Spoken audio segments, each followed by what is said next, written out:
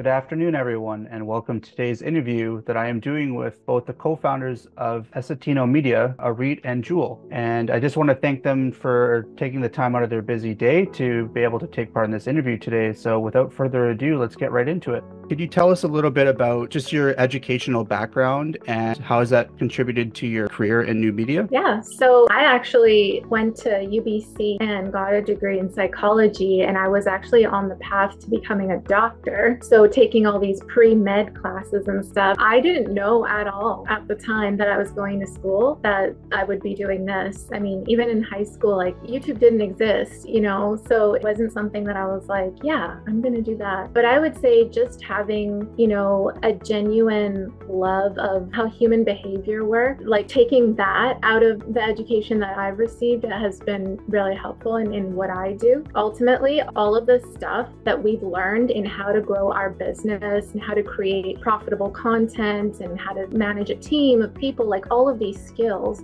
this is all self-taught. We didn't, go to any sort of business school. Yeah, so that's from my end. And for me, I had zero experience. I dropped out of Kwantlen College at the time in year 2, and I just kind of floated around taking different jobs. I worked at McDonald's and Starbucks and did stuff like that. And if I think back to it, my really only experiences in video, because we do YouTube and stuff, is when I used to play with the camcorder as a kid. I would just shoot videos and want to film myself, and that's really honestly the only experience. Everything technical on how to do this, how to do that on YouTube. We went to YouTube University and Google University and just learned everything online, took people's courses. So that's pretty much my experience. Oh, wow. I don't think I've ever heard of YouTube University. Sounds very I haven't graduated yet. I don't think we'll ever graduate from YouTube University. So to follow up, what really inspired you guys to start up your media company?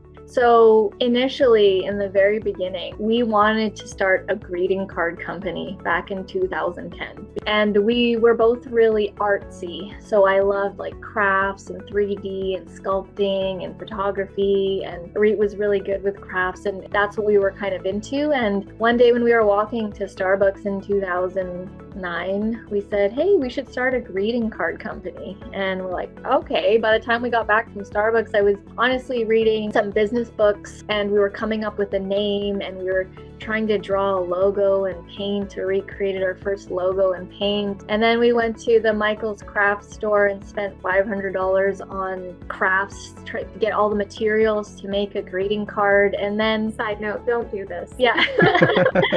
And then we tried to make our own paper, because at the time in 2010, we wanted to be eco-friendly. Now it's like, you need to be eco-friendly. But we wanted to make our own recycled paper, and it was a disaster. It was like this 1-inch thick tablet that you could barely write on. It you couldn't even write on it with a Sharpie. And then we're like, maybe this isn't the business venture for us. And then we went online. At the time, blogging was getting really popular with WordPress and everything like that. And someone told us, you should design websites. WordPress is really in right now. And we're like, okay, yeah, let's get into Wix and WordPress. And so that's how we actually started, was going down that route. And how we landed on YouTube is we pretty much tried everything under the sun online to learn how to make money. My whole dream and goal in 2009 and 10 was to make money online. And that was such a foreign concept back then. Now it's so common. But back then it was online. How are you going to receive a payment online? How do you pay online? But it was my dream. And so we pretty much did blogging, we did drop shipping, we did this and that. And then we landed on YouTube in 2015. And we really saw that people were responding to our videos on YouTube, and they were how-to tutorials on how to do random things on Facebook. It was like how to upload a Facebook banner. I'm not sure if you remember the vertical Facebook banner, but I was doing filming a tutorial video on how to upload a banner, and it got so many likes, and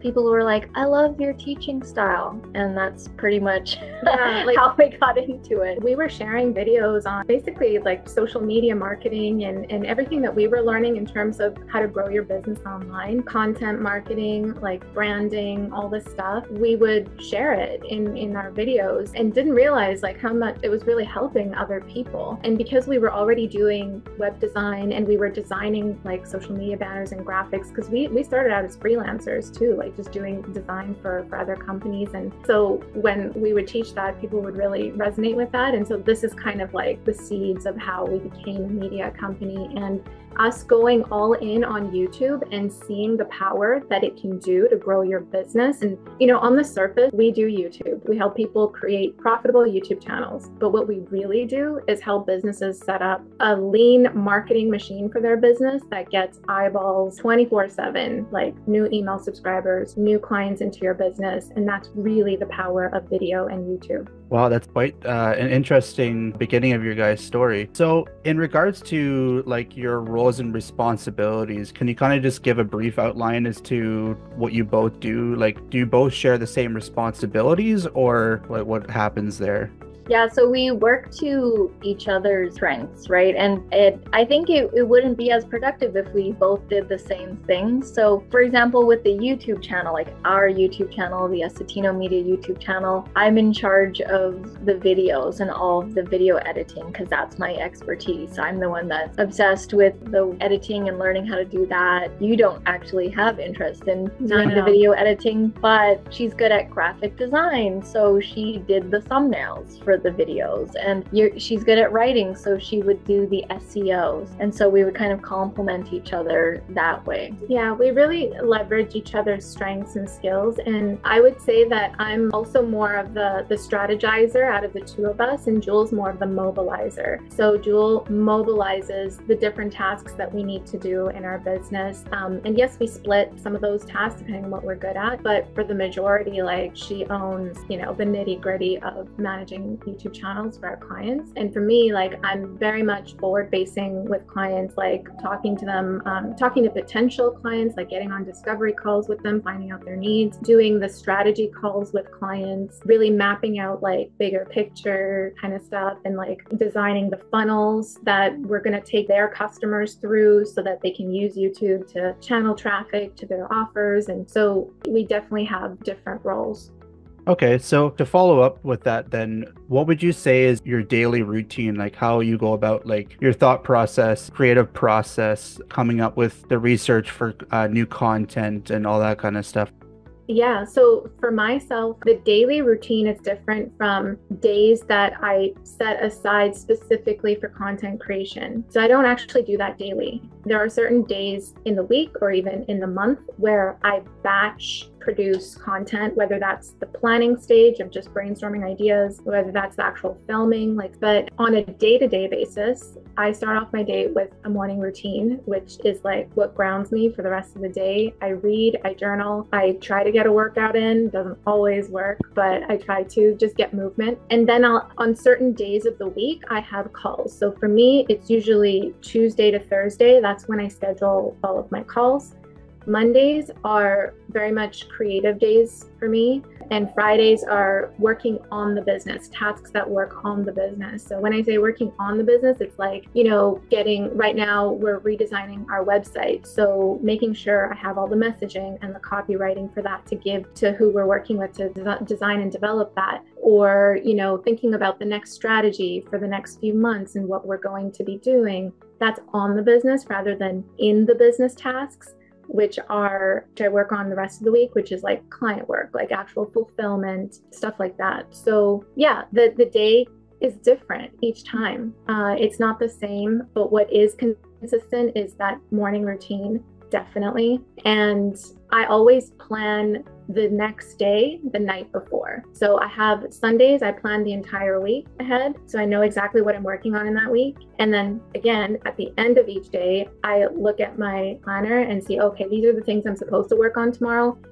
do I have capacity for that, or do I need to reprioritize and move things around? Because you've got to stay fluid in your day-to-day. You have to stay fluid. You have to evolve, because things do come up, and it can get super stressful if those things come up and you have like a pileup of to-dos here, but you still have the tasks that you were supposed to do on that day. And so you got to do this like juggling act of prioritization, and that's really key. For me, it's different from Auret. I don't technically need a morning routine. I can if I want to, but I can just get straight into it. I'm like, as Auret said, I'm the mobilizer, so like I can get into the tasks right away. I usually check our clients' channels and I see like what's going on. Is everything okay? I know that we're going to be ahead because we want to get our channels at least a month ahead in content, and just make sure like everything's okay, the numbers are growing, did we get any new leads or whatever, comments, that kind of thing. And I just kind of like do a quick analysis. And like Auret said, every day is kind of different but the same, because you honestly never know what email is going to come in, or what new opportunity is going to come in, or a client is visiting in town and that we're going to meet them for lunch or something like that, or we're traveling. Like 2 weeks ago we were in Las Vegas speaking at an event because we were invited to this event, and there's a lot of like sporadic that happens, but I personally like it. It just keeps things interesting.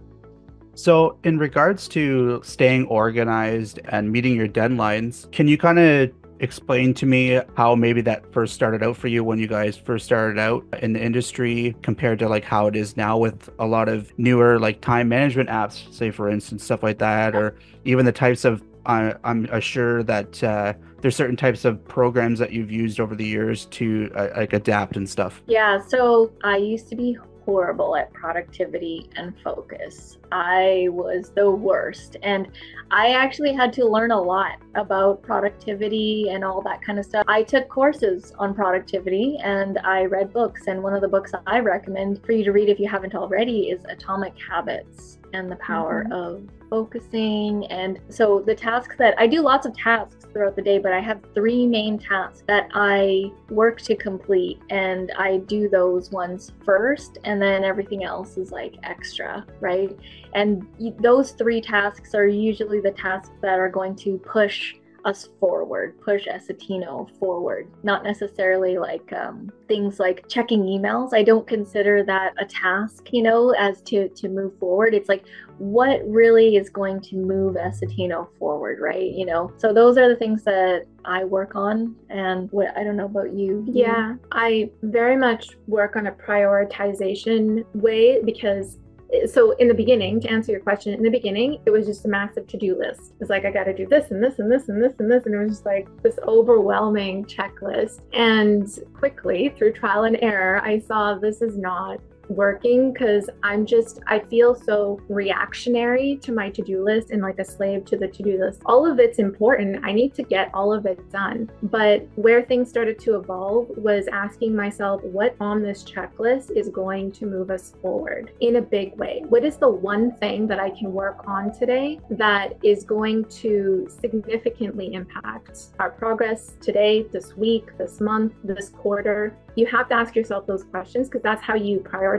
And then you identify the 3 things that you're going to really work on, your priorities, work on those first, check those off, and then you can have like a few other tasks that if you have that extra time, you can get to those. That's another book, by the way, The One Thing, really great book in conjunction with Atomic Habits. Those are power productivity books. Yeah, just a quick one. One of the quotes we learned when we were going through learning about business and making money online, they would always say to us, work on the money-making activities. Is this a money-making activity? And if it was like a no, then it would go down to the bottom of the list. And if it was, then yes, you should be working on that. So I see that you guys do a lot of go to a lot of events and like public speaking events and stuff like that. Could you just tell me like how you guys keep up to date with like new trends and like what's working and not, like your thought process and stuff behind that?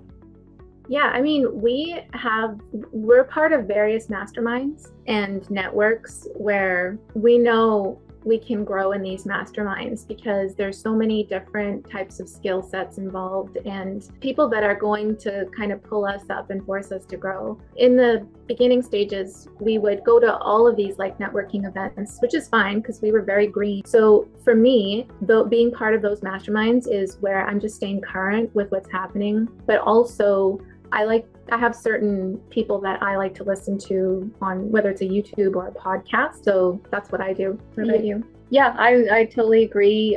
We literally used to go to every networking event held in Vancouver. Yeah. It was crazy. Every day after work, it would be like networking event. But you see the same people too. Yeah, and then you soon realize it's like, okay, nothing's happening here. So you do need to be selective. And honestly, it's a trial and error thing to see what works. And now, even though we are traveling to many different events, most of them are held by the same kind of networking group, even though they are in different locations. So it's like we're very selective on which events we attend these days because we've tried it all. We did the buffet, and then it's like when you go back for the seconds or thirds, it's like you only choose the items that you like, right?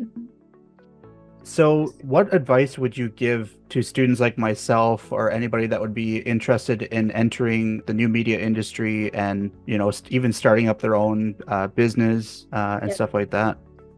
One of the first things that was told to us was to fail forward fast. And I know it's like, what, fail? The more that you can try the buffet of all the stuff, because like in media, there's so many different realms and different jobs and different, like you can go video or you can go audio, you can go podcast, you can go writing, you can whatever. There's like so many different things that you can do. And I would say try as many as you can until you find the one that you think about all the time and you're obsessed over. And for me personally, it was YouTube. It gave us so much experience in communicating clients, like how to actually converse with them, how to sell more after they bought something, and getting reviews and all that kind of stuff. It built like our catalog of work too really fast. So I would say fail forward fast and become a freelancer and try out all the different types of media until you find the one that you're obsessed with. Just to add to that, when you become a freelancer, you also have the opportunity to be part of these websites like Fiverr, like Upwork, these marketplace websites that already have their own traffic. And the reason why I point that out is because if you're just, let's say you've tried the whole buffet and you figured out you really would love to help people with copywriting for their website, let's just say, then you can start your own website and, try to do the whole content marketing thing, try to get more traffic to your website, all this kind of stuff. But it's going to take some time to build up. And the way that you can fail forward faster and get clients faster, try new things, figure out what works, what communication works, what doesn't, what you want to deliver to the client, what you don't, is through being part of these job marketplaces that already have traffic. And it's just up to you to do a great job and make clients happy because those add to your reviews. And then you can use that as leverage. When you go off on your own, you can say you're a 5-star, you're a 5-star copywriter, whatever the case might be, and you already have companies and people that you've worked with that, you can feature their logos, feature their testimonials. All of this is leverage for you, and it's also great marketing. So you can then go use that experience as pieces of marketing and start to blast that out on social media. The other thing that I would add to that too is don't wait to grow your email list. It took us a really, really long time. Everyone in the beginning was saying like, email marketing is important. Make sure you're growing your email list. We just were marketing on social media without really paying too much attention about growing our list. But your email list is your property. It's your contacts. You own that. You don't own your followers or subscribers or anything like that. So you have no way of really constantly communicating with them and getting into their inbox if they're just followers and subscribers. So you definitely want to implement something where what's called like a lead magnet, for example, or an opt-in freebie, where you give something in exchange. It could be a free guide, it could be a free video training, anything like that. You give value in exchange for their email address. And that's how you're going to start to grow your email list, which then becomes the list of people that you market to for your products and services. Thank you very much for that. It was very insightful. So What would you say are the most important qualities for someone to be able to thrive in this industry, in your opinions? Good question. Mm-hmm.